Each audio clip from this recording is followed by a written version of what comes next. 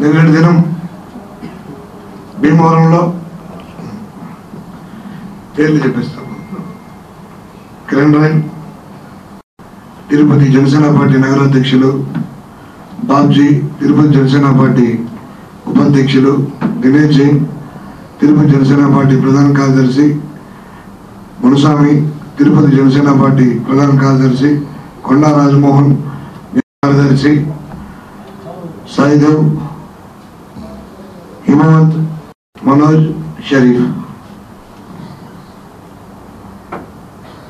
నిన్నటి దినం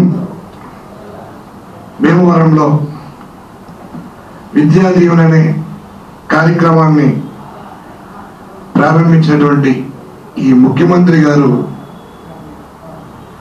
చిన్న పిల్లలకి ఎటువంటి సందేశం ఇవ్వాలి, మీరు ఎలా చదువుకోవాలి అని చెప్పి ప్రభుత్వం నుంచి మీకు ఈ విధంగా మేము మీ యొక్క చదువులకి దానికి నిధులు ఇస్తున్నామని చెప్పవలసింది పోయి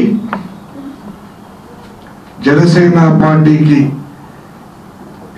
పార్టీ అధ్యక్షులు పవన్ కళ్యాణ్ గారికి ప్రజల్లో వస్తున్నటువంటి ఆదరణ చూసి ఓర్వలేక భరించలేక భయపడి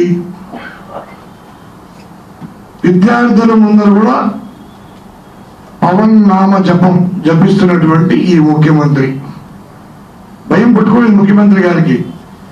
2024లో ఖచ్చితంగా మనం జైలుకి వెళ్తాం, మన ప్రభుత్వం ఉండదని చెప్పి అర్థమైపోయిన ముఖ్యమంత్రి మా పవన్ కళ్యాణ్ గారి గురించి వ్యక్తిగత దృశ్యము చేస్తారా? మా అధ్యక్షుడికి సంస్కారం, విలువలు అన్నీ మాకు నేర్పించి వ్యక్తిగత విషయాలు మాట్లాడకూడదనే ఒక సంస్కారంతో రాజకీయాన్ని రాజకీయంగా మాట్లాడాలి. లేని పక్షాల్లో మేము కూడా మీ వ్యక్తిగత విషయాలు చాలా ఉన్నాయి, చాలా మాట్లాడగలుగుతాం. మీ ఎమ్మెల్యేలు, మంత్రులు, ప్రతి ఒక్కరి వ్యక్తిగత విషయాలు కూడా ఉన్నాయి. దయచేసి ఈసారి ఒక ప్రభుత్వానికి సంబంధించి ఒక మీటింగ్ మాట్లాడేటప్పుడు ఆ ప్రభుత్వం చేసిన పథకాల గురించో, ఆ ప్రభుత్వం చేసిన సంక్షేమం గురించో, ఏం అభివృద్ధి చేశారని చెప్పుకోవాలి. కానీ మీరు ఏ అభివృద్ధి చేయకుండా సున్నా అభివృద్ధి కాబట్టి మీరు చేసింది ఎక్కడ కానీ ఏ సభలో కానీ మీరు చేసిన అభివృద్ధి మీరు చెప్పుకునే ధైర్యం మీకు లేదు. కాబట్టి మిమ్మల్ని ప్రశ్నిస్తున్నారు, కాబట్టి జనాల్లో పవన్ కళ్యాణ్ గారికి మంచి ఆదరణ వస్తుంది. కాబట్టి మీరు ఈరోజు పవన్ కళ్యాణ్ గారి వ్యక్తిగత విషయాలు మాట్లాడతారా? ఆల్రెడీ మేము ఇదివరకు కూడా చెప్పాం, మేము వ్యక్తిగత విషయాలు మాట్లాడితే ఒక్కొక్కరు ఒకని టవల్ వేసుకొని పరిగెత్తాలని కూడా చెప్పాం. తొందరలో సంక్రాంతి లోపు మీ చెల్లెలనే ఒక బుల్లెట్ వస్తుంది కాంగ్రెస్ పార్టీ నుంచి. ముందు మీ పార్టీని చూసుకోండి. ఆల్రెడీ మీ పార్టీ ఎమ్మెల్యేలు ఈరోజు స్టేట్మెంట్ పెట్టడం జరిగింది, మేము వైఎస్ షర్మిల గారి పార్టీకి వెళ్తున్నామని. మీ పార్టీ ఎలా నడపాలో, మీ పార్టీ ఎమ్మెల్యేలను ఎలా కాపాడుకోవాలో చూసుకోండి. కానీ ఇంకొకసారి మా అధ్యక్షుల వారి గురించి మాట్లాడితే మాత్రం మేము కూడా ఖచ్చితంగా మీ యొక్క వ్యక్తిగత విషయాలు మీడియా ముఖంగా బయట పెడతామని చెప్పి కూడా హెచ్చరిస్తున్నాం.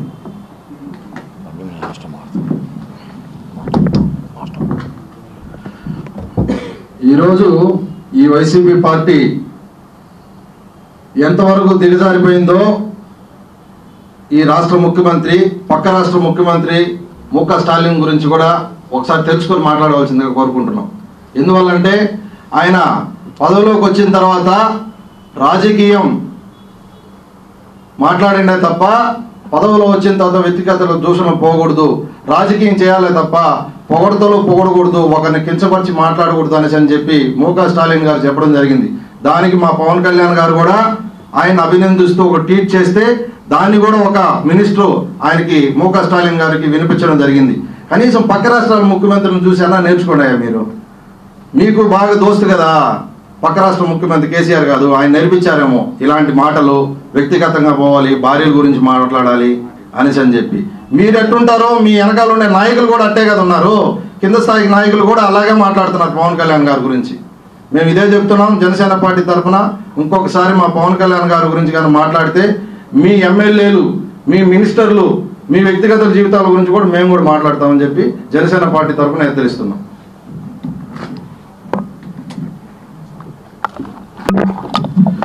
మీడియా మిత్రులు నమస్కారం అండి.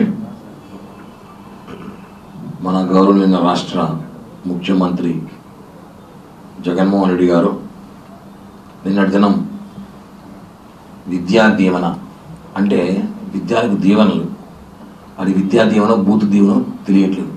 విద్యార్థులు వాళ్ళందరూ కూడా 8th class 7th class 10th class లోపల విద్యార్థులందరూ వాళ్ళకి ఈ పెళ్ళిళ్ళ గురించి, ఈ పెళ్ళిళ్ళ కార్ల గురించి, పెళ్ళిళ్ళు ఎన్ని నెలలకి ఎన్ని చేసుకుంటారు వాళ్ళకి అనవసరం, వాళ్ళకి తెలియదు అసలు ఆ విషయాల్లో మాట్లాడాల్సిన అవసరం కూడా ముఖ్యమంత్రి గారికి లేదు. కేవలం ఓడిపోతామనే ఓటమి భయంతో ఆయన నేను భీమవరంలో మాట్లాడుతూ పవన్ కళ్యాణ్ గారు 4 ఏళ్ళకు ఒక పెళ్లి చేసుకుంటున్నాడు. ఆ పెళ్లిలో ఏమైనా నష్టం వచ్చిందా? ఈరోజు అంగన్వాడీ విద్యార్థులు, అంగన్వాడీ వాళ్ళు టీచర్లు, విద్యార్థులు, ప్రైవేట్ టీచర్లు, ఆశా వర్కర్లు రోడ్డుపైకి ధర్నాలు చేస్తుంటే, గొడవలు చేస్తుంటే పట్టించుకొని పాపాలు పోలేదు. అవన్నీ డైవర్ట్ చేయడానికి పవన్ కళ్యాణ్ గారు విమర్శించాం. పవన్ కళ్యాణ్ విమర్శిస్తే రాష్ట్రంలో వేరే సబ్జెక్ట్ మీద డైవర్ట్ అయిపోతుంది అనే ఆలోచనతో మాట్లాడడం కరెక్ట్ కాదు. ఈరోజు భీమవరం ఎమ్మెల్యే ఎవరైతే ఉన్నాడు గంధి శ్రీనివాసు, అతను ఒక దొంగ, 3,000 కోట్లు స్కామ్ చేసిన దొంగ గంధి శ్రీనివాసు అనేక బ్యాంకులు పెట్టి ప్రజల దగ్గర డబ్బులు దోచేసి అతను మీ అభ్యర్థిని ప్రకటించుకున్నారు. ఇంతవరకు రాష్ట్రంలో నాకు తెలిసి జగన్మోహన్ రెడ్డి ఎక్కడ పోటీ చేస్తున్నాడు ప్రకటించలే. అలాంటి వ్యక్తి గంధి శ్రీనివాస్ ప్రకటించాలంటే ఎంత ప్రేమ ఉందో గంధి శ్రీనివాస్ మీద మీకు.